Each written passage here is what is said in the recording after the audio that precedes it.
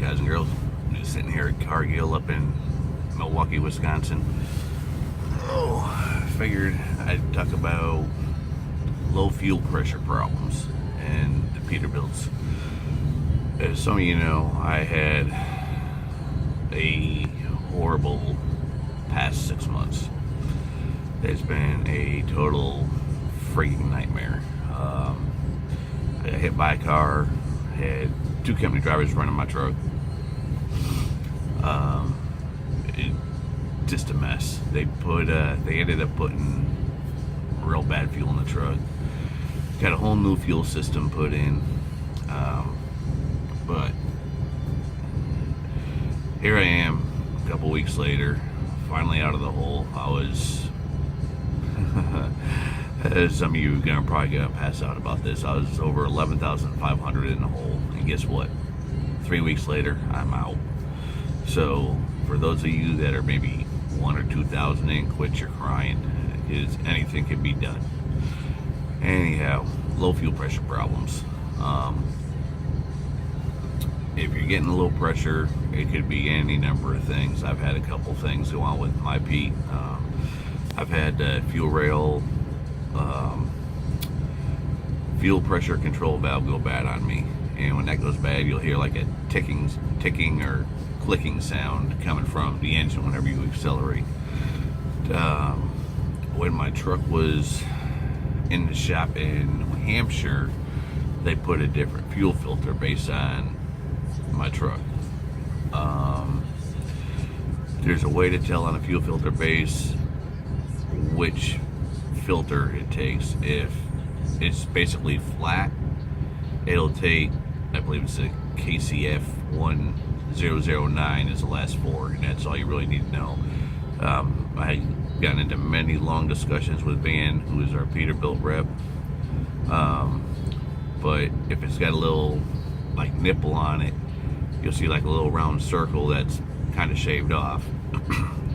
And right there is usually where the nipple is. And that is, it usually takes a 1004 filter, which my truck originally took, but when they changed my fuel system out, they put that new fuel filter base on. I'm no mechanic by any means, guys. I just pay attention to what the guys tell me and what they do in the shop and everything else.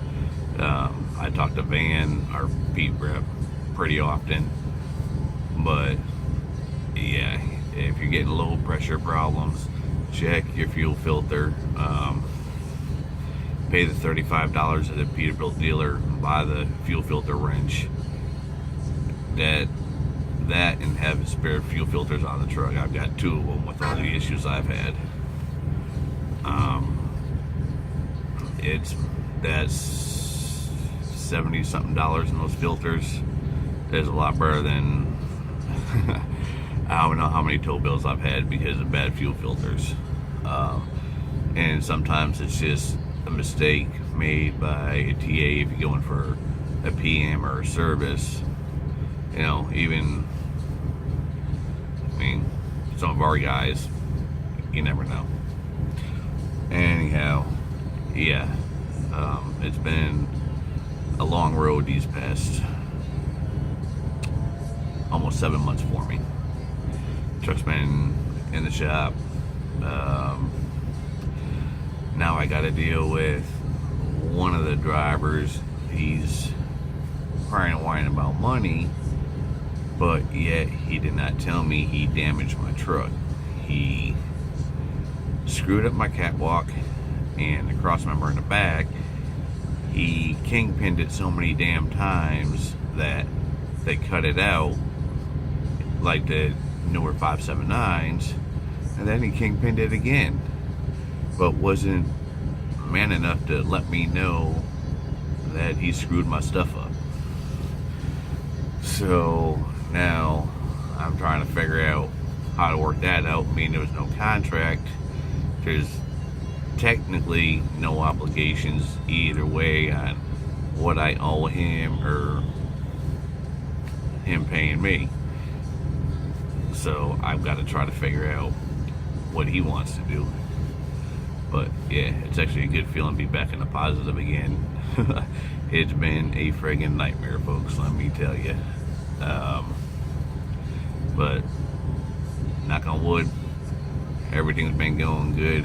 And another thing you might want to keep an eye on the Peterbilts is some of them get a lot of those low coolant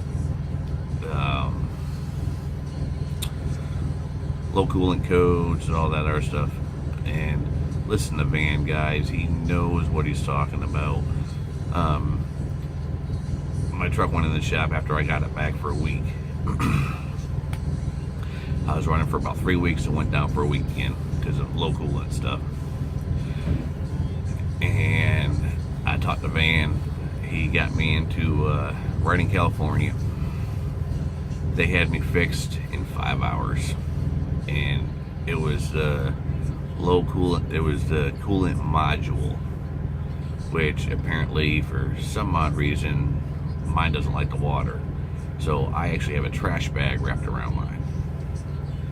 Whenever it gets wet, it throws codes. The low coolant, the stop engine. Some of you know what I'm talking about. Some of you are just clueless because you probably drive a Freightliner or whatever you drive. But yeah, if you're having those issues and the coolant sensor doesn't fix the problem, more than likely it's the module. So as Van said, there's only several parts to the coolant system. It's the sensor, the wire, and the module. And if it's none of those three things, it's the actual wiring harness, which is a whole different ballgame. Which, again, knock on wood, haven't had to do that.